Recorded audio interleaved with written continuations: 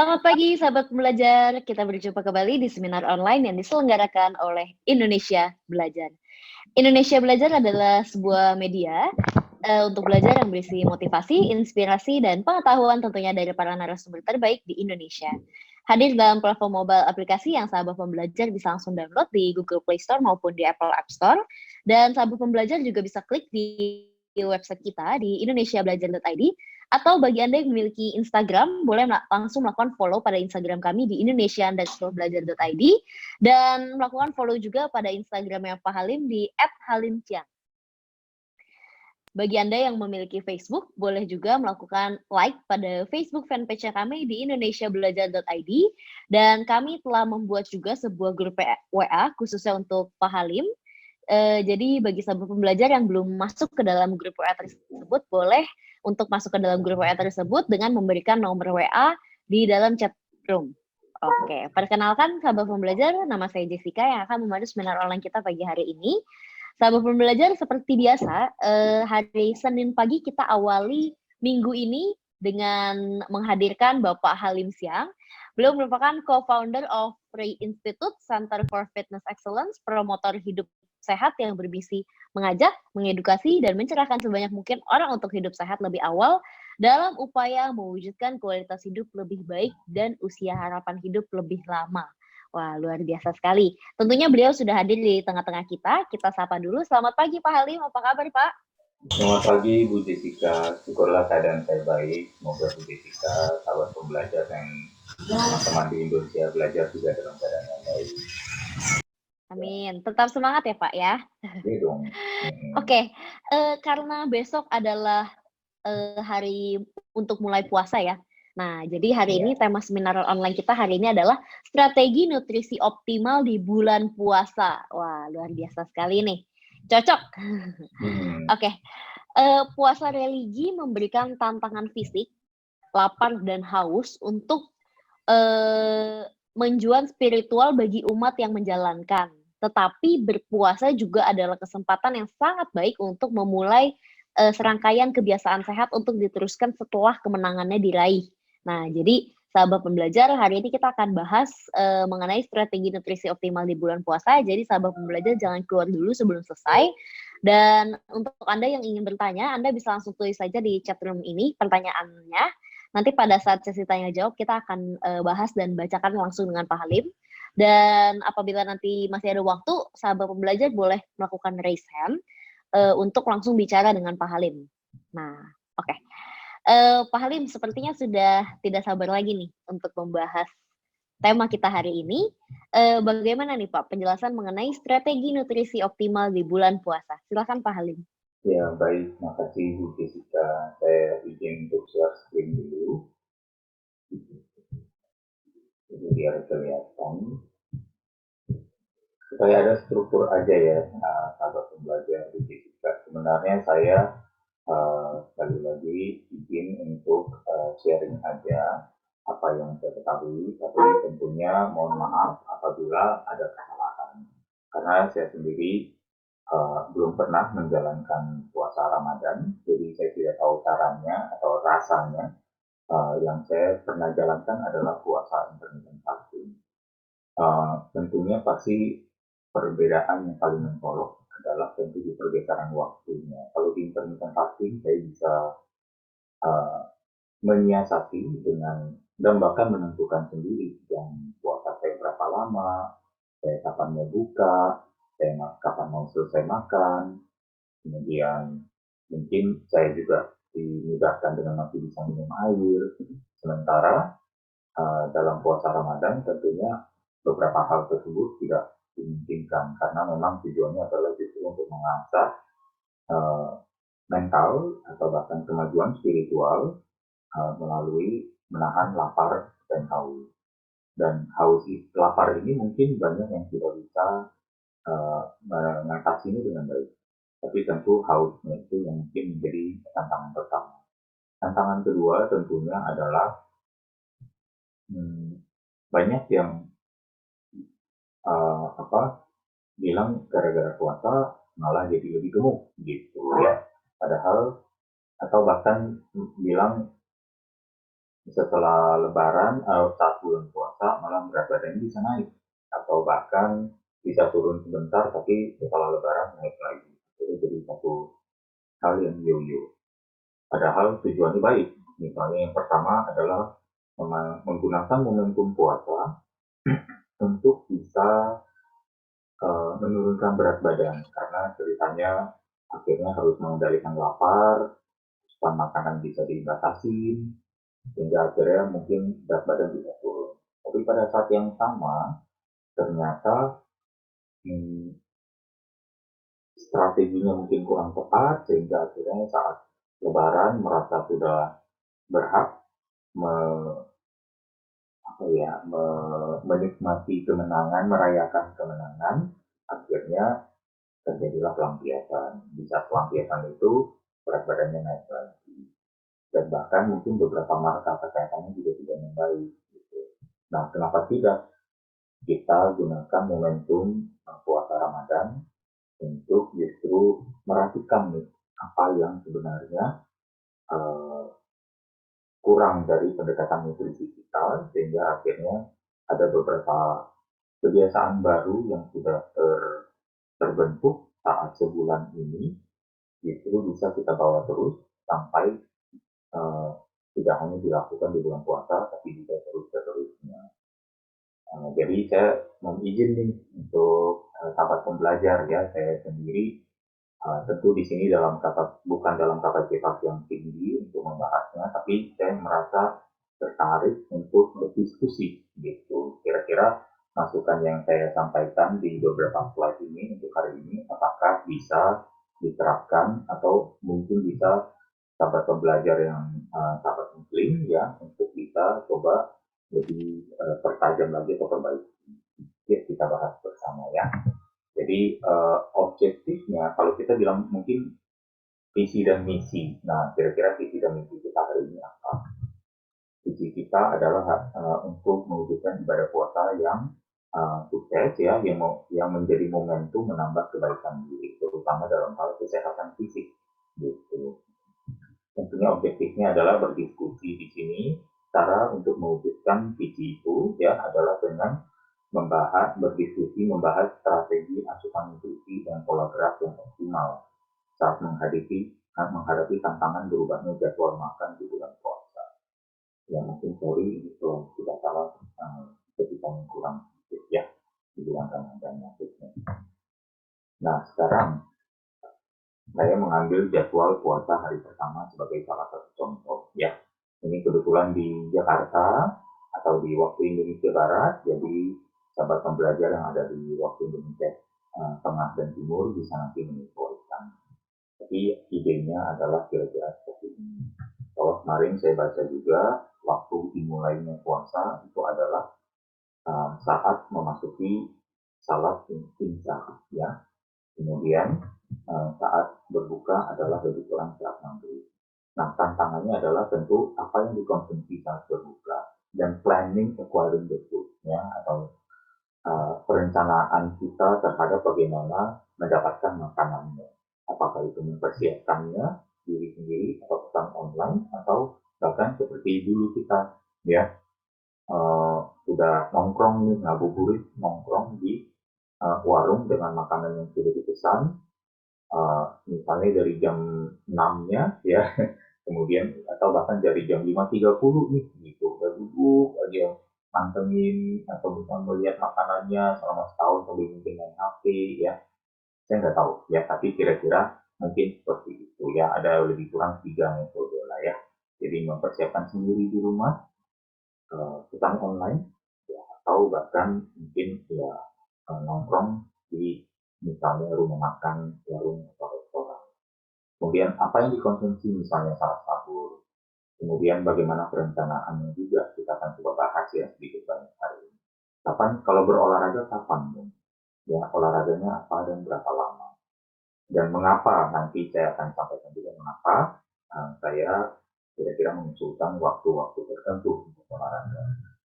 Terus apa saja makanan atau minuman yang tidak dianjurkan dan ini ada kurang satu lagi yang saya nggak kebaca karena tersebut. Nah, ini lebih oh ya, bagaimana pola istirahat yang optimalnya. Dan tadi Oke, sekarang kita lanjut ke slide berikutnya. Nah, saya orangnya mungkin ada perpaduan sedikit visual nih, jadi saya akan coba membahasnya dari segi dengan melihat jam gitu ya. Jadi supaya kira-kira kita ada sedikit pemahaman yang lebih baik lagi. Ini sebenarnya tidak berbeda jauh dengan slide yang ada sebelumnya ya tentang jadwal tadi. Yang pertama, misalnya kalau tidak salah, waktu sahur itu lebih kurang dimulainya 3.30 jam 4 ya, bisa aja bebas karena yang saya ketahui, mohon maaf apabila salah ya, selesai sahur itu sebaiknya sebelum sholat isya.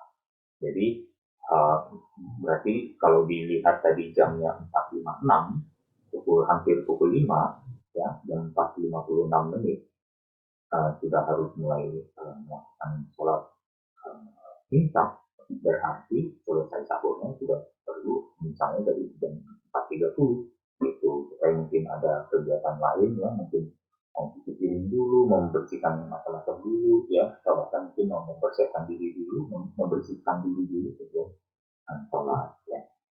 Kemudian pukul 6-nya, nah ini kan kita jalan nih, kira-kira udah berpuasa mulai dari pukul 4.30-an, kita berpuasa sampai pukul 6.20. Nah, kira-kira itu 14 jam ya, 14 jam berpuasa, meal pertamanya buka puasa. Kemudian mungkin jam 8-nya ada snack nih, ini usulan saya. Nah, kira-kira ada di sini ya. Saya gunakan petunjuk waktu supaya teman-teman memiliki atau sahabat pembelajar memiliki representasi visualnya. Kemudian, nah ini usulan saya juga nih, kalau bisa tidur itu 10 karena jam 3.30 sudah perlu bangun lagi.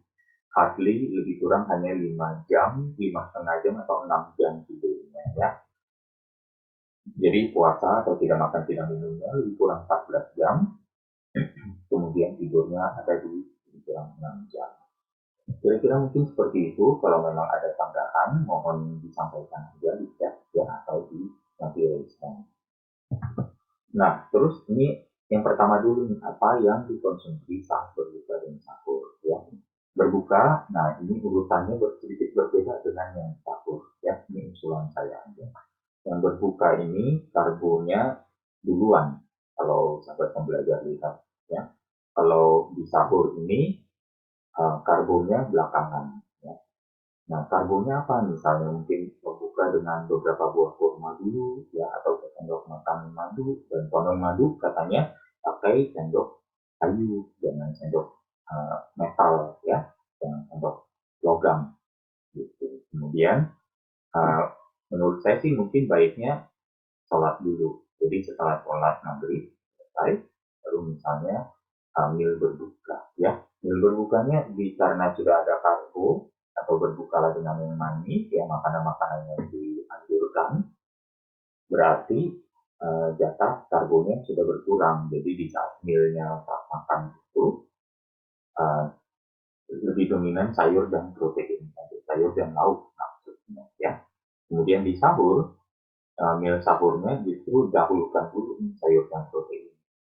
Kalau misalnya sudah mencapai setengah kenyang atau 2/3 kenyang, baru kira-kira ditutup dengan telur dan oatmeal. Mengapa saya menganjurkan dua hal ini? Telur memiliki kandungan lemak dan kolesterol yang baik, yang sebenarnya bisa membantu kita menahan lapar. Ya, saya menemukan juga bahwa saat saya misalnya buka puasa ya di intermittent fasting atau bahkan di tengah-tengah jendela makan saya di intermittent fasting, saya jendela makannya lebih kurang 8 jam atau 10 jam. Nah, di 8 sampai 10 jam ini, ya, saya mengkonsumsi telur di tengah-tengah, katakan setelah saya meal pertama, terus saya mengkonsumsi telur, saya menemukan bahwa kok saya ketemu laparnya lagi lama, gitu ya. Saat sudah saatnya makan pun, saya masih merasa rasa lapar itu tidak melanda. Dan jadi itu saya rasa hal yang baik. Dan oatmeal juga, ya oatmeal yang baik itu yang misalnya yang lebih kasar, yang mungkin perlu direbus lebih lama, bukan yang diseduh. Ya.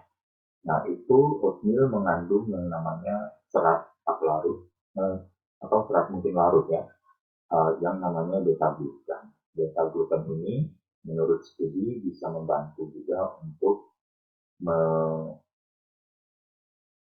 menunda rasa lapar ya, atau mengirim sinyal kenyang ke otak sehingga kita teredam keinginan untuk makannya.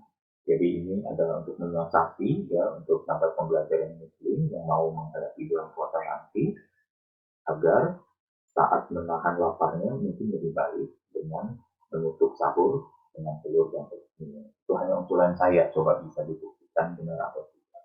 Atau misalnya sahabat pembelajar uh, yang sudah lebih berpengalaman, mungkin sudah belasan tahun, beberapa puluhan tahun berpuasa ya, jadi bisa juga memberi masukan kira-kira apa sih makanan yang dikonsumsi saat sahur yang ternyata bisa memberikan, menunda rasa lapar atau memberikan rasa kenyang yang lebih lama, yang bisa dicoba aplikasikan. Nah, sekarang di planning atau acquiring the food ya, atau perencanaannya. Ini beberapa usulan umum saja, yang selalu selama ini saya pikir harus saya struktur. Nah, kebetulan hari ini saya memiliki kesempatan untuk strukturkannya. Ya. Yang pertama adalah kandungan garam dan MSG-nya sebaiknya rendah atau tidak banyak, ya, dan minum air yang relatif lebih hangat. Mengapa saya mengusulkan dua hal ini? Karena saya hanya sempat pernah membaca ya bahwa sebenarnya air hangat bertahan relatif lebih lama di dalam tubuh. Jadi ada trik di sini untuk misalnya membuat penderitaan hausnya sedikit lebih berkurang ya. Jadi kita bisa tetap optimal dalam hal bekerja, dan juga apalagi nih banyak sekali juga kita sudah mengetahui bahwa kalau kita mengalami dehidrasi konsentrasi bisa turun. Dan bisa dibayangkan konsentrasi turun ini dikerja di kantor, di saat di kantor maksudnya, atau di pekerjaan saat sedang bekerja di jam kerja maksudnya, mungkin tidak apa-apa di kantor gitu. Tapi kalau misalnya dengan konsentrasi yang lebih rendah ini, malah terjadinya di jalan saat sedang mengemudi, atau misalnya di production site atau di pabrik saat mengoperasikan mesin. Nah, itu kan berarti ada tantangan occupational health and safety di sana. Jadi itu yang perlu diperhatikan. Makanya bukannya seolah-olah kita mau cheat ya, atau mau cheat away atau bahkan menipu di bulan puasa, tapi lebih kepada menyiasati bagaimana supaya beberapa potensi risiko tersebut mungkin bisa diredam dengan beberapa usulan ini gitu ya. Karena kebiasaan juga garam dan MSG itu biasanya menyebabkan rasa haus yang lebih awal ya, atau keinginan untuk minum, tapi sebenarnya aduh sudah saatnya berpuasa dimulai. Jadi sehingga tidak bisa apa namanya, udah padahal lagi haus-hausnya, tadi makanan sahurnya garamnya kebanyakan, MSG-nya kebanyakan, nah itu juga bisa menjadi masalah. Ternyata penderitaan hausnya sudah diderita segera, secepat selesai sholat imsak, kan sayang banget gitu kan. Jadi struggle-nya tuh luar biasa, dan akhirnya gara-gara begitu stres, bahkan mungkin bisa sampai dehidrasi beneran dan sariawan.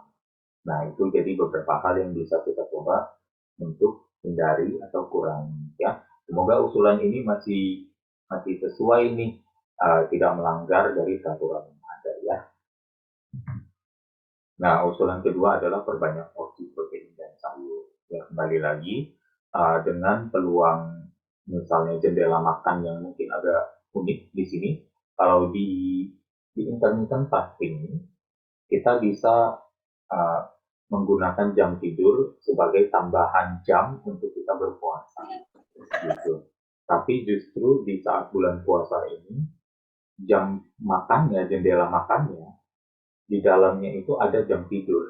Jadi ini yang justru menjadi satu tantangan yang luar biasa tinggi sekali. Jadi salut sekali buat sahabat-sahabat muslim ya, yang memang menjalankan ibadah puasa ini. Makanya saya tergerak nih untuk mencoba memberikan usulan-usulan. Semoga usulannya masih pas ya, masih bisa dijalankan atau bisa diterima. Di sini tentunya tantangannya adalah selalu asupan gizi. Karena kita sering sekali kalau di bulan puasa itu maunya, wah kalau buka tuh karena udah lapar, udah haus, dan kadang juga haus bisa memberikan sinyal lapar kepada tubuh yang lebih kalap lagi. Bukan laparnya yang menjadi masalah, tapi hausnya yang memberi sinyal lapar kepada tubuh kita. Dan itu apa ada kecenderungan kita mencoba melampiaskannya saat makan. Kita boleh berarti kita udah makan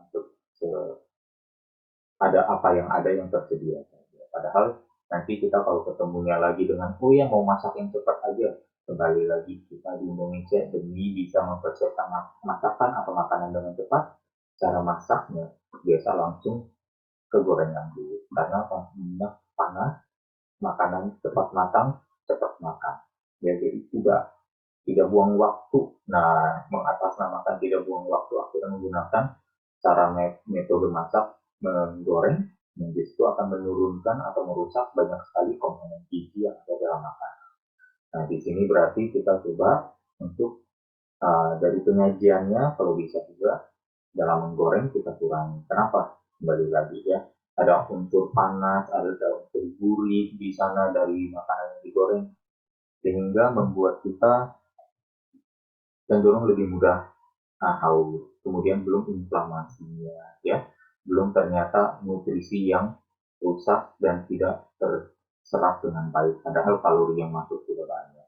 Jadi mempertimbangkan berbagai kerugian-kerugian tersebut, ada baiknya mendahulukan lauk dan sayuran, tapi tentunya yang bukan digoreng, tapi dimasak dengan cara lain, misalnya direbus, termasuk bahkan minum gulai, ya, dengan teknik diet yang selama ini sudah disampaikan di berbagai sesi ya, di seminar di Indonesia Belajar. Kemudian juga mungkin mengukus, memetes, ya, pepes, kukus, grilling atau membakar light ya, tidak terlalu sampai gosong, atau roasting atau namanya mengoven ya, atau memanggang ya, itu juga bisa. Jadi bisa dengan pepes, bahkan kalau mau bakar grill juga bisa pakai panci dan daun pisang, jadi mendapat efek bakar tapi tidak dengan penumpukan karsinogén yang tinggi.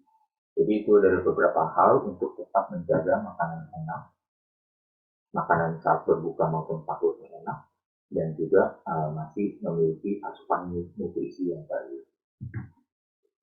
Dan yang ini adalah ide selanjutnya adalah bila mengkonsumsi karbohidrat pilihlah yang berserat tinggi. Ya, contohnya buah, ya, oatmeal, ubi merah, ubi ungu atau cassava. Cassava apa sih namanya? Singkong ya, kalau nggak salah ya, atau ubi jalar. Ya, proses pemotongan mengapa dan menganjurkan makanan tersebut? Misalnya sebagai teman dari tadi ya, telur utuh putih dan kuning ya, bukan putihnya aja, putih dan kuning, supaya proses pemotongan lambung lebih lama dan rasa kenyang yang lebih bertahan. Juga dengan pilihan-pilihan makanan di atas adalah yang sifatnya glycemic index-nya rendah. Dengan glycemic index yang rendah ya, jadi dia glycemic index rendah berarti laju makanan tersebut, karbohidrat dalam makanan tersebut dikonversikan menjadi gula ya, atau masuk ke dalam darah sebagai gula, itu lajunya lebih lambat. Dengan laju yang lebih lambat, respon insulinnya lebih terkendali ya. Jadi ini juga satu hal, kembali lagi insulin memiliki banyak faktor kelemahan di sini ya, sebagai fat storing hormone ya, hormon yang menginstruksikan tubuh untuk menumpuk lemak.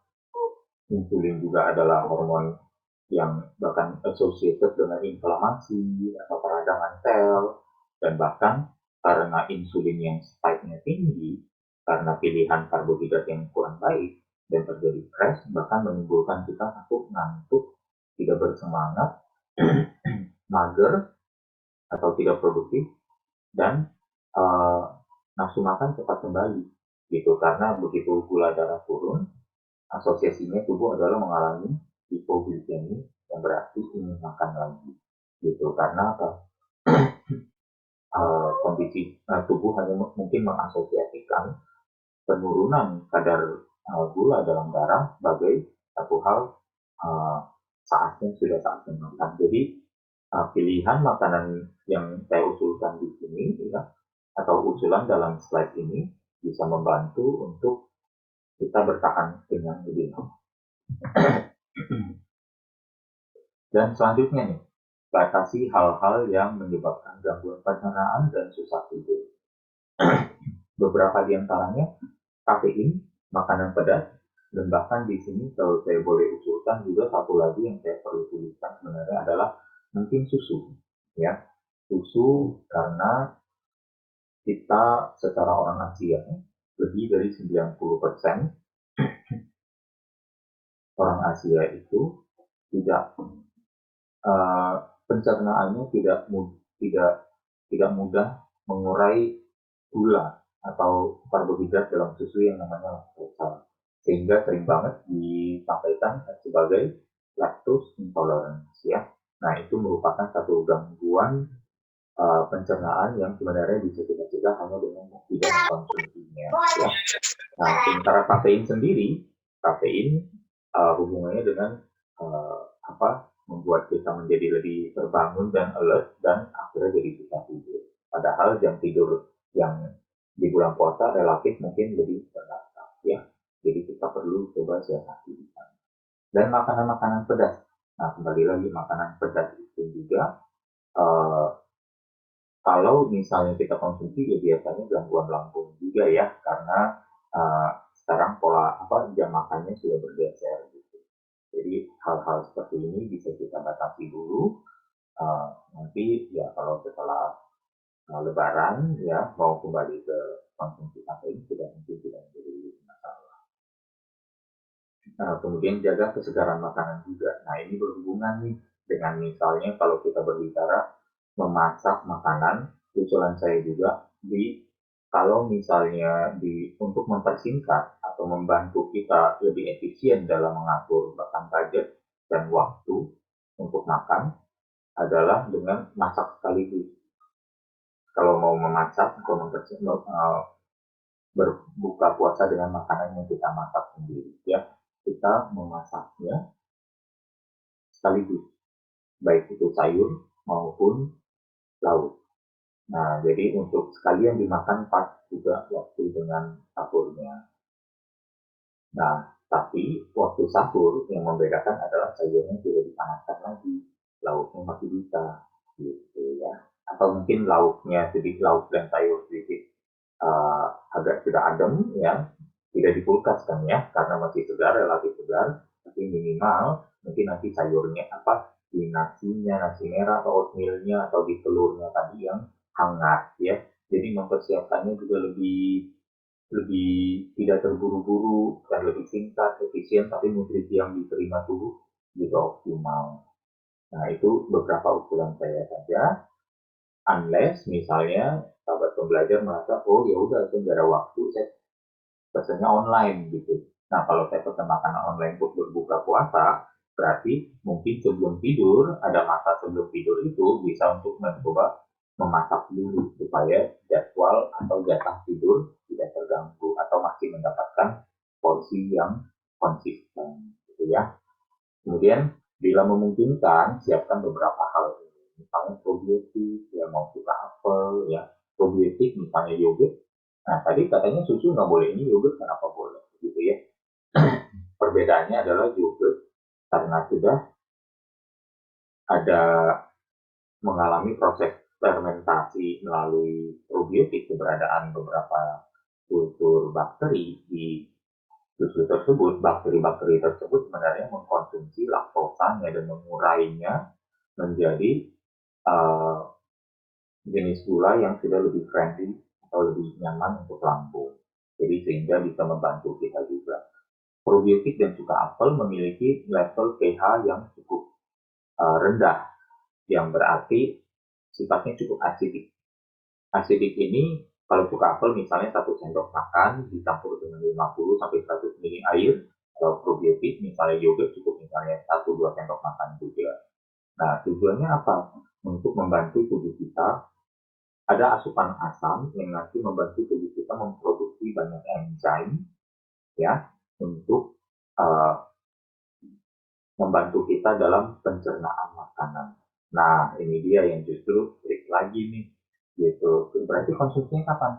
Bisa jadi, misalnya nih, kalau di berbuka puasa, setelah setelah makan kurma atau minum madu, setelah sholat, ya. Nah, itu saat yang tepat. Probiotik dulu atau kita apel dulu sedikit, kemudian baru langsung kita makan gitu ya. Kemudian waktu sahur juga bisa langsung seperti itu gitu misalnya ya. Kalau minuman isotonik rendah kalori tujuannya apa? Misalnya mungkin ada beberapa sahabat pembelajar yang suka mengalami dehidrasi, dari dehidrasi akhirnya kram-kram. Nah, minuman isotonik itu membantu karena biasa kram itu terjadi karena dehidrasi atau tubuh mengalami ketidakseimbangan elektrolit ya karena cairan tubuh yang tidak terlalu rendah. Gitu. Jadi ini beberapa ide juga untuk membantu menemani sahabat pembelajar di bulan puasa. Nah, lalu berolahraganya kapan nih? Gitu. Olahraganya apa aja dan berapa lama? Saya mengusulkan bisa pilih salah satu antara aerobic fat burning dan atau pengencangan otot rangka. Bisa salah satu, bisa dua-duanya. Atau olahraganya singkat ya, 15 sampai 30 menit saja. Dan itu hasilnya sudah bisa maksimal sekali. Ya, jadi bukan berarti durasinya pendek, kita tidak bisa olahraga dengan optimal gitu ya. Jadi kapan aja nih kira-kira. Nah ini olahraganya saya usulkan di sini nih. Nah teman-teman lihat di sini yang merah ini adalah yang aerobic fat burning ya. Kemudian kalau misalnya pengencangan otot tangkanya kapan? Nah kira-kira mungkin di sini ya. Sesudah sholat rawih, lagi nunggu tidur, sesudah naik jam 8 malam ya. Nah itu saat-saat yang mungkin ideal untuk uh, melakukan aktivitas pengencangan otot gitu. Jadi dan tentunya dari jam 9 sampai jam 10 masih ada waktu untuk berbersih setelah keringatan olahraga. Jadi tidak ada masalah harusnya ya. Nah, ini beberapa usulan. Nah, saya akan hanya mencoba memperbesar aja tabel tadi di slide sebelumnya yang kecil. Jadi olahraga fat burning itu di mana? Nah, di zona ini. Nah, coba dilihat. Jadi ada light dan moderate ya. Cukup olahraga di sana sudah baik. Jadi misalnya setengah jam, 15 menit, 20 menit sebelum berbuka, mau melakukan jalan cepat, mau melakukan ikut kelas aerobik. Saya rasa kalau misalnya ada pusat kebugaran ya, mau bikin sesi fat burning sebelum buka puasa itu bagus sekali loh. Karena itu momentum yang bagus di saat kita sudah puasa, kondisi energi gula di dalam tubuh kita sedang rendah, itu biasanya adalah saat yang tepat untuk tubuh mudah menggunakan lemak sebagai sumber energi saat berolahraga. Jadi kalau misalnya mau bikin satu kelas aerobik setengah jam aja atau 20 menit sebelum berbuka itu ideal sekali ya. Buat instruktur atau personal trainer ini bisa jadi satu usulan ide juga. Nah, bagaimana bisa tahu nih saya di 60%, 70% itu apa sih 60%, 70%? Itu 60 sampai 70% yang di light atau di moderate 70 sampai 80% itu adalah dari maksimum detak jantung kita. Maksimum kita di 220 dikurang umur. 220 kurang umur maksimum. Maksimum berarti 100%. Angka 100% itu kita kalikan 60% sampai 70 atau sampai 80%. Itu maksudnya ya. Nah, kalau nggak mau putih gimana? Ya udah, bisa mungkin menggunakan, nah ini lagi ya, misalnya jam digital ya sudah sebenarnya cukup murah. Kemarin saya dapat informasi ada yang hanya 200.000, fiturnya lengkap sekali. Ya, sampai ada oxygen meter juga, sampai ada deteksi untuk tidur juga, kualitas tidur, bahkan bisa dikonek ke aplikasi yang ada di smartphone ya, sehingga bisa terdata semua tuh olahraganya berapa kalori, tidurnya berapa berapa jam, atau yang kualitasnya, kemudian detak jantung istirahatnya berapa, dan juga tentu detak jantung di saat olahraganya berapa. Kalau misalnya bisa ada fitur yang bagus lagi, begitu mencapai target di 70% terlalu oke, kita misalnya mau set nih, detak jantung jangan di bawah 60, tapi jangan melebihi 70. Nah, di set dulu dua-duanya misalnya, dan kalau bisa bunyi dia kalau ada di bawah atau di atasnya. Jadi kita tetap ada di rentang itu. Saya nggak tahu kalau ada smartwatch seperti itu, alangkah baiknya. Jadi bisa menjaga kita untuk konsisten dalam olahraga. Hanya 15 menit bagi yang mungkin mau menurunkan berat badan, ini saat yang tepat ya, justru di bulan puasa. Bisa dilakukan dengan lebih saintifik dan juga lebih akurat. Nah, kembali lagi ya, tentunya kegiatan olahraga, ini sahabat pembelajar bisa pilih satu aja. Mau misalnya ada ide, misalnya dari Mas Adire pernah bilang, coba nih olahraga aja di sholat, ya misalnya sholat, sesudah buka puasa deh, gitu. Di dalam berapa kali kita misalnya ada perlu sholat dalam jendela makan antara berbuka sampai sahur, coba pilih salah satu gerakan, lakukan aja 10 menit, ya. Atau lakukan, pilih 3 gerakan, lakukan masing-masing 3 menit atau 7 menit. Bisa juga, ya. Jadi banyak sekali pilihan-pilihan gerakan yang bisa kita lakukan. Dan bayangkan, ini kalau kita lakukan non-stop sampai capek. Kemudian kita baru istirahat setengah menit, 1 menit, kita ulang lagi sampai pegel, sampai capek, kita istirahat lagi. Nah, seperti itu 7 menit waktu yang lama sekali ya. Tapi tentunya dengan gerakan yang lambat, yang teratur, yang seimbang, yang halus, maka hasilnya juga akan ditahan. Kembali lagi mungkin di saat bulan puasa kita tidak terlalu banyak mengejar hasil, mau mencari progres, tapi lebih kepada di bulan puasa kita coba orientasikan satu yang belum berolahraga akhirnya menggunakan bulan puasa sebagai momentum olahraga, yang memulai kebiasaan baik. Kan terjadi kemajuan spiritual, kemajuan kualitas diri di sini, berarti juga terjadi penambahan kegiatan baik dalam kehidupan kita gitu. Yang belum mengatur pola makan, nah menggunakan momentum puasa, bulan suci, ya bahkan justru untuk menambah kegiatan-kegiatan yang baik juga gitu. Itu esensinya sebenarnya ya. Jadi kita sudah sampai di akhir presentasi ya, semoga beberapa masukan dan usulan ini bisa bermanfaat. Saya juga tentu terbuka sekali akan beberapa masukan dari sahabat pembelajar, karena menyadari usulan ini masih jauh dari sempurna, masih jauh dari baik ya. Selamat menunaikan ibadah puasa, mohon maaf lahir dan batin. Terima kasih. Saya kembalikan lagi ke DJ. Terima kasih Pak Halim, luar biasa sekali ya. Oke, sahabat pembelajar, kita akan mulai untuk sesi tanya jawab. Jadi sahabat pembelajar, bagi Anda yang ingin bertanya boleh langsung memberikan pertanyaannya di chat room-nya ya.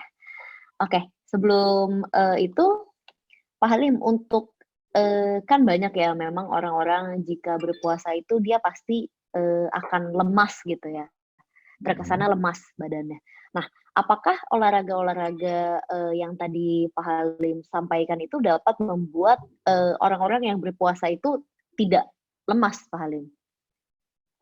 Ya sebenarnya kan olahraga banyak sekali manfaatnya. Yang satu pasti asupan oksigen jadi lebih meningkat ya. Kadang lemas itu kan asosiasinya, aduh belum makan, atau bahkan yang paling lebih tepatnya adalah dehidrasinya gitu. Dehidrasinya yang sebenarnya menjadi tantangan lebih besar gitu ya, atau kekurangan cairan, atau keterbatasan, atau tidak bisa minumnya gitu. Jadi dengan berolahraga tentunya kita bisa mencoba mengembalikan beberapa, mungkin gara-gara lemas itu asosiasinya karena kurang minum dan lain sebagainya, kita jadi kurang gerak akhirnya sirkulasi darah, sirkulasi oksigen, sirkulasi nutrisi di dalam tubuh menjadi kurang juga gitu di masa puasanya. Belum lagi ditambah misalnya kebetulan bergadang nih, kurang tidur lagi misalnya, tapi udah harus mengejar sahur gitu. Atau bahkan ada yang bilang, waduh saya telat nih ya, kebablasan tidur jadi nggak sempat sahur. Nah beberapa hal itu yang justru terjadi saya rasa karena kitanya belum disiplin gitu. Kalau kita sebenarnya sudah mau komit melakukan misalnya ibadah puasa, saya rasa pos-pos sahur, pos-pos sholat, pos-pos berbuka, dan lain sebagainya kita rapikan dulu. Setelah kita rapikan itu, baru kita bilang kegiatan apa yang bisa saya sisipkan di dalam, gitu, termasuk pekerjaan, gitu. Jadi saya rasa justru kita selama ini belum memiliki prioritas yang tepat. Yang ada kita biarkan pekerjaan sampai melewati jam buka kita kelupaan misalnya, atau kita masih terus kerja terus karena kurang fokus, dehidrasi, akhirnya produktivitas turun, kita jadi bawa ke misalnya pekerjaan rumah untuk kita lanjutkan, atau kita kebiasaan misalnya bermain dengan smartphone lupa waktu, akhirnya tidurnya jadi kurang dan lain sebagainya. Jadi sebenarnya kita, kalau saya yakin sekali kalau kita sudah disiplin dengan pos-pos sholat, pos-pos ininya, maksudnya kebiasaannya yang memang baik, yang dianjurkan selama bulan puasa sudah kita utamakan dan dahulukan dulu, tidak akan masalah. Karena saya menemukan banyak teman saya, sahabat-sahabat muslim yang di bulan puasa sudah lemas gitu. Dan tentunya mereka adalah contoh-contoh orang yang sudah berdisiplin dalam hal membangun mengedepankan kebiasaan-kebiasaan berpuasa dulu, mengedepankan ibadahnya dulu, sehingga mereka bisa tetap terjaga kondisi fisiknya. Berarti kuncinya itu di disiplin ya Pak Halim ya? Iya, dan disiplin itu sebenarnya balik lagi ke pemahaman gitu sih. Seberapa besar kita memahami makna dari bulan suci ini gitu ya. Ini kan justru kita mau menggunakannya untuk kemajuan spiritual, kemajuan kualitas diri kita. Jadi alangkah baiknya kalau memang kebiasaan baik yang ada dari ibadah bulan puasa ini kita dahulukan dulu. Jadi di saat itu disiplin pun bukan menjadi satu rasa pemaksaan lagi, tapi penuh kesadaran karena dan kesenangan hati. Siap Pak Halim. Terima kasih, luar biasa. Oke, Pak Halim, di sini sudah ada beberapa pertanyaan di chat room-nya, saya akan bacakan. Ini sebelumnya ini ada Pak Riki ya. Apakah ada link presentasi mungkin ya? Nanti presentasinya Pak Halim akan dikirimkan, materinya Pak Halim akan dikirimkan di WA Group. Mungkin Pak Riki boleh masuk ke dalam Bapak atau Ibu Riki ya ini ya. Boleh masuk ke dalam grup WA dengan memberikan nomor WA-nya Bapak atau Ibu Riki. Jadi kita akan langsung masukkan ke dalam grup. Nanti Pak Halim akan share materinya ya. Ada dari Pak Rafael, mohon saran bagaimana waktu yang afdol untuk menikmati minuman berkafein. Maklum udah kecanduan teh dan kopi, apakah lebih disarankan menghindari meminumnya di saat sahur?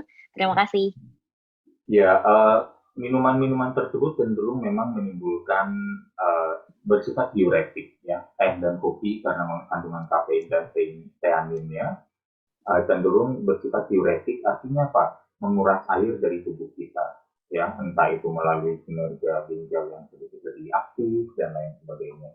Jadi kalau dirasa tidak bermasalah dan rasa haus masih bisa dihadapi, ya silakan saja gitu. Tapi tentunya kalau sifatnya sudah diuretik atau menguras cairan dari tubuh, berarti air yang barusan kita minum itu bisa juga mudah terbuang gitu. Kita mungkin akan mencoba nih, ini makanya listen to the body-nya gitu. Setelah imsak mungkin kita masih sempat tidur sedikit misalnya, atau mau teruskan bangun pagi untuk beraktivitas, tapi tiba-tiba kita merasakan 2-3 jam pertama itu mungkin peristiwa kita ke toilet buang air kecil itu jadi sedikit lebih sering gitu, hanya karena kita mengkonsumsi minuman-minuman tersebut, dan kita menemukan diri kita mungkin baru jam 9, baru jam 10 kok kayaknya bibir udah kering gitu.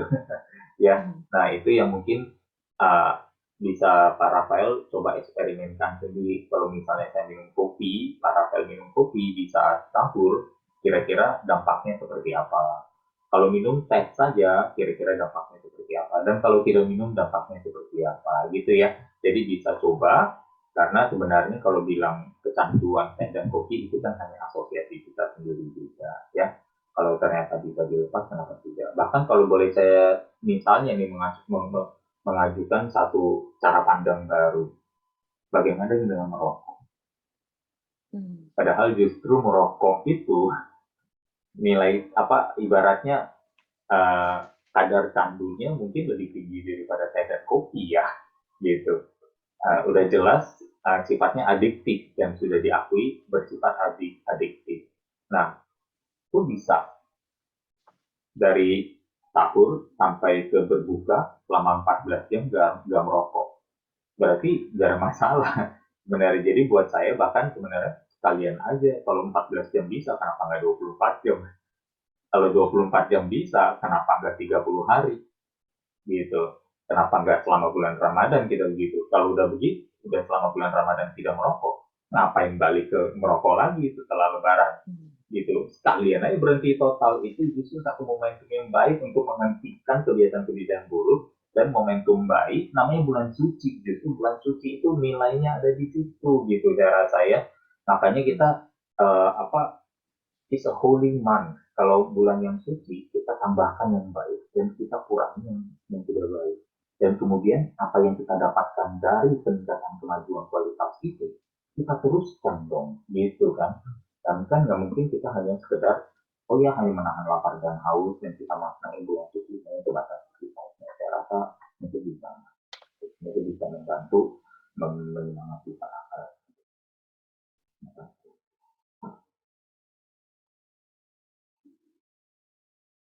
Iya, semoga kedengaran Bu.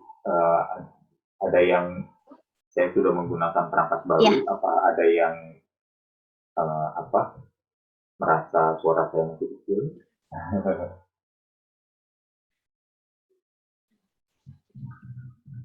Oke. Terbata-bata ya Bu, koneksi saya kurang Iya, bagus. Pak Halim. Oh, Tapi okay. sekarang sudah ini sih, sudah lancar. Iya, iya tadi jadi semoga Pak Rafael ya bisa terinspire misalnya untuk coba deh misalnya kita melepaskan asosiasi bahwa kita sudah kecanduan ya. Dan setiap hari memang rutinitasnya pagi minum kopi gitu, tapi saya tidak mengasosiasikan minum kopi sebagai sesuatu yang terganggu. Siap. Terima kasih Pak Halim, Pak Rafael, terima kasih. Semoga terjawab. Ini ada komen dari Pak Junus. William, apa yang mau ditanya silakan saja, jangan sungkan ya. Oke, silakan. Pertanyaan dari Ibu Yesi. Coach, untuk jus, buah, dan sayur, apakah baik dijadikan menu berbuka puasa? Ya, saya rasa itu salah satu menu yang cukup baik yang untuk berbuka ya. Kalau mau jus, buah, dan sayur. Tantangannya memang biasanya sayurnya dikit, buahnya banyak gitu ya. Dan itu yang nanti mungkin menjadi satu kesalahan lagi. Tapi saya rasa setelah mengalami hipoglikemi ya, mungkin selama minimal 8 jam karena proses pengosongan 6 jam sebelumnya kan total 14. Nah, 6 jam pertama mungkin masih bagus, gula darahnya masih baik, kemudian ternyata 8 jam sisanya ya gula darahnya sudah mulai ngedrop gitu ya, saya rasa ada baiknya juga ya mengkonsumsi buah bisa, tidak masalah. Yang penting jangan ditambah gula dari luar, entah itu sirup, entah itu liquid sugar ya, entah itu gula pasir. Nah, itu kita Susu pun tidak lebih baik tidak ya Pak ya? Saya rasa karena kandungan laktosa, ada yang kuat menghadapi laktosa ya silakan aja. Tapi kalau misalnya mau, ya sekalian berbukanya dengan yogurt itu misalnya, atau kefir. Nah, kefir kan juga ada nih Greek yogurt nih gitu ya, yang yogurt atau susu fermentasi, tapi yang kefir yang dari gaya Yunani gitu. Silakan bisa. Ya, Siap. Terima kasih Pak Halim, Ibu Yesi, semoga terjawab. Pertanyaan berikutnya dari Pak Raka. Pak Halim, Kalau saya sedang, proses bulking dan fitness, waktu kapan yang tepat untuk latihannya ya? Terima kasih. Ya, saya rasa kembali lagi untuk eee, bulking itu sendiri sebenarnya definisinya apa? Kalau definisi yang hanya sekedar untuk menambah bobot lemak, ya akhirnya bukan satu pendekatan yang baik juga ya gitu. Kembali lagi, seperti yang tadi saya sampaikan bahwa, dalam hal olahraga biasanya kita mungkin tidak tidak mencari progres gitu ya. Justru di bulan puasa ini tantangan yang lebih tinggi adalah kan kita biasa mengetahui ya Budi saya bahwa mempertahankan lebih sulit daripada meraih gitu. Nah, jadi buat Bung Raka ya, justru bagaimana nih kita mempertahankan justru gitu ya. Justru lebih sulitnya ini di bulan puasa adalah mempertahankan apa yang sudah diraih 11 bulan sebelumnya nih. Misalnya disiplinnya, hasilnya, progresnya sudah didapat, bagaimana kita mempertahankan progres itu jangan sampai ngedrop. Makanya saya tidak pernah menganjurkan di bulan puasa itu untuk olahraga. Ya, karena nanti badan mengalami detraining, detraining akhirnya mengalami kemunduran yang kembali lagi justru mengurangi keindahan dari kesucian bulan puasa. Karena kita menghentikan kebiasaan baik dan bahkan biasanya menumpuk kebiasaan buruk gitu. Kan kita justru jangan sampai begitu di bulan yang indah.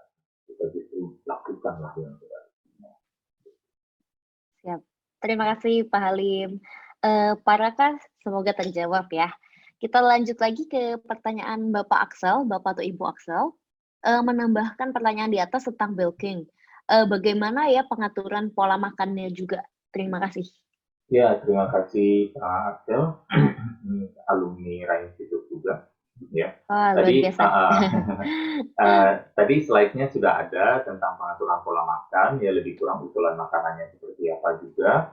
Kembali lagi kan kita selalu berbicara tentang bagaimana memperbaiki komposisi tubuh.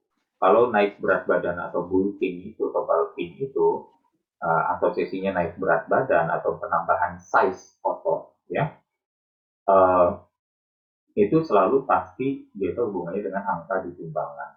Kita tidak melihat di sana, kita lebih melihat kepada uh, komposisi tubuhnya. Nah, di sini mungkin bulan puasa menjadi kesempatan yang baik untuk bahkan menurunkan kadar lemak dan menjaga komposisi otot supaya jangan turun. Yang turunnya lemak. Ya, kalau kita mau nyari peningkatan massa otot di bulan puasa, mungkin tantangannya lebih banyak. Tapi kalau mau dicoba, silakan. Gitu. Ya, tapi first thing yang bisa saya usulkan adalah minimal lemaknya yang turun, ototnya yang dipertahankan. Gitu. Kalau lemaknya bisa turun dan ototnya dipertahankan, wah bagus banget. Gitu ya. Jadi justru hasil bulking kita selama atau peningkatan berat badan kita selama 11 bulan terakhir di bulan puasa malah justru kita bisa menurunkan lemaknya dan dapetin bisa melihat ototnya lebih ada tampilannya lagi gitu ya. Jadi why not, kira-kira itu yang usulan tadi. Jadikan bulan puasa ini sebagai kesempatan ya Pak Halim ya. Iya dong. Siap, terima kasih Pak Halim, Pak Axel, semoga terjawab. Pertanyaan selanjutnya dari Fitra, Ibu Fitra. Terima kasih Pak Halim, materinya luar biasa. Saya baru tahu ketika berbuka puasa, mengkonsumsi air yang relatif lebih hangat bisa bertahan lama dalam tubuh. Biasanya buka puasa sama yang segar-segar Pak. Efeknya waktu sahur terasa sering haus. Iya. Apakah betul begitu Pak Halim? Iya, sebenarnya ya mungkin gula dan lain sebagainya ya, bukan satu. Berbukalah dengan yang manis, saya maknai dengan berbukalah satu tentunya makanan yang dianjurkan oleh Rasul ya, berarti yang biasanya adalah hubungannya dengan korma dan madu. Gitu. Nah, sesudah itu yang the next best thing kalau manis adalah adalah buah dan buahnya kalau bisa pun tidak perlu di jus, yang buah utuh saja itu sudah bagus. Kemudian baru kalau mau minum air dingin di saat buka nggak apa-apa, tapi sahurnya yang relatif lebih hangat karena biasa hangat uh, Kalau dingin lebih mudah diserap, sehingga mungkin ada baiknya juga nih saat sudah dehidrasi berbuka puasa minumnya yang agak dingin gitu. Tapi kalau misalnya di saat sahur konsumsinya mungkin airnya lebih hangat karena apa? Kita mempelajari bahwa ternyata air hangat itu relatif bertahan lebih lama di dalam tubuh gitu. Jadi mungkin rasa hausnya sama gitu ya dengan minum air dingin, tapi minimal eh, dehidrasi selnya lebih tertunda dengan air hangat. Itu yang saya pernah baca dan yakini. Tapi nanti saya akan coba cari referensi dan saya akan coba kirimkan di grup ya. Itu jadi hutang saya nih buat sahabat pembelajar nih, terutama siapa tadi Bu Fitra ya. Ibu Fitra. Iya. Ya, terima kasih Pak Halim, luar biasa sekali. Nah, jadi sahabat pembelajar, bagi Anda yang belum masuk ke dalam grup, sudah saatnya masuk ke dalam grup ya. Karena nanti di dalam grup akan banyak sekali informasi-informasi dari Pak Halim dan juga materi Pak Halim. Oke, ada pertanyaan lagi Pak Halim dari Pak Asep Mulyana. Iya. Coach, bagaimana saran bagi yang punya asam lambung atau MAH di bulan puasa? Iya. Kembali lagi, biasanya asam lambung atau MAH itu bisa dari pilihan makanan, ya seperti yang tadi saya sampaikan, entah kopi, entah teh, atau makanan-makanan pedas, bahkan laktosa, minum susu, dan bahkan misalnya makanan-makanan yang mungkin ya sudah kurang segar, sehingga akhirnya menimbulkan masalah di pencernaan atau di lambung. Itu satu. Nah itu kita perbaiki dulu, gitu loh. Kadang kita hanya melihat gejalanya dari saya asam lambungnya tinggi, saya punya masalah mah. Padahal sebenarnya mahnya dari mana? Itu yang pertama. Yang pertama biasa dari asupan. Dan yang kedua adalah maksudnya asupan itu berarti sumber ya, jenis apa yang diasup gitu. Nah itu coba diperbaiki, dievaluasi satu persatu. Nah ini proses berpikir saya yang kedua adalah biasanya asam lambung atau orang memiliki masalah mah itu gara-gara jadwal makannya tidak pernah teratur. Gitu. Makan siangnya misalnya nggak pernah di waktu yang sama, sarapannya nggak pernah di waktu yang sama, makan malamnya tidak pernah di waktu yang sama. Dan kalau lagi makan, kemudian balik lagi nih, cara makannya juga mungkin terburu-buru, jadi akhirnya mengunyahnya menjadi kurang hancur di mulut, sudah langsung ditelan karena terlalu lapar, karena terlalu haus, sehingga akhirnya menyebabkan itu. Jadi, be mindful. Ya, the whole month adalah tentang mengajarkan kita untuk lebih mindful. Waktu makan, coba makannya lebih sabar meskipun lapar.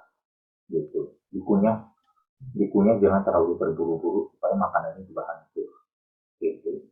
Dan kemudian pilihan makanannya coba dilihat kesegaran makanannya. Dirasakan apakah sebenarnya makannya ini jangan-jangan makanan agak basi, saya keburu makan lagi gitu kan, sayang misalnya dan lain sebagainya. Akhirnya ternyata sudah terjadi penumpukan bakteri di makanan tersebut dan masuk ke dalam tubuh, ketidakseimbangan gas bakterianya akhirnya terganggu dan menimbulkan masalah. Gitu. Jadi sebelum kita berbicara tentang saya mending kalau ada masalah berarti saya udah pakai aja nih kira-kira penetralisir asam di lambung dengan misalnya obat mah dan lain sebagainya. Sebelum ke sana diteliti dulu satu persatu kira-kira apa sih yang menjadi masalah, penimbul masalah itu, dan penimbul masalahnya kita tiadakan. Harusnya dengan begitu berarti masalah atau gejala yang dikeluhkan tidak muncul kan gitu ya. Siap. Terima kasih Pak Halim. Semoga terjawab ya Pak Asep ya. Kita lanjut lagi ke pertanyaannya Pak Handi. Mohon izin Pak, apakah susu yang Bapak sebutkan tadi itu berlaku juga dengan susu protein? Waktu berbuka dan sahur disisipkan susu protein, apakah boleh? Iya, kalau susu protein lain lagi kan, susu protein berbeda dengan susu misalnya susu sapi biasa gitu ya. Bahkan susu juga sekarang ada susu oatmeal, ada oat milk bahkan ya, ada juga almond milk ya, almond milk dan lain sebagainya. Boleh dicoba kira-kira mana yang cocok ya.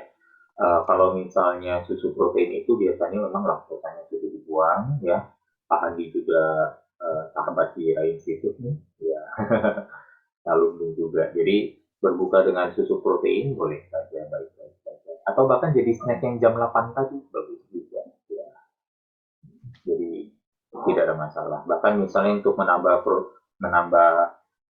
protein yang di sahur juga bagus. Ya. Jadi bisa bagus banget, nggak masalah. Siap. Terima kasih Pak Halim. Semoga terjawab ya Pak Handi ya. Oke. Ini untuk beberapa yang sudah mengirimkan nomor WA, kita akan langsung memasukkan ke dalam WA group ya. Ya, terima kasih. Oke, Pak Halim, luar biasa sekali hari ini. Mungkin dari Sabah Belajar, apakah ada pertanyaan?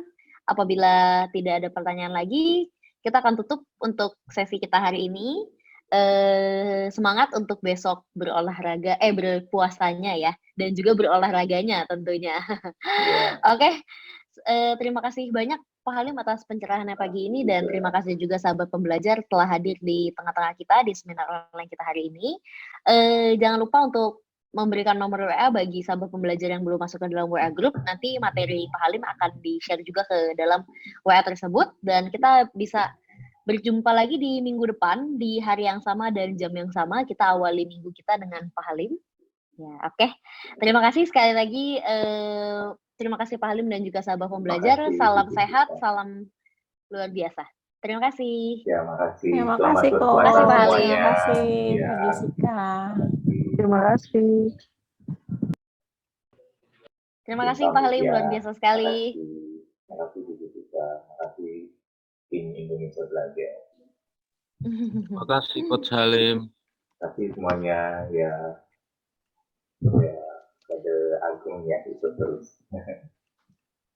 Terima kasih, Ko Master.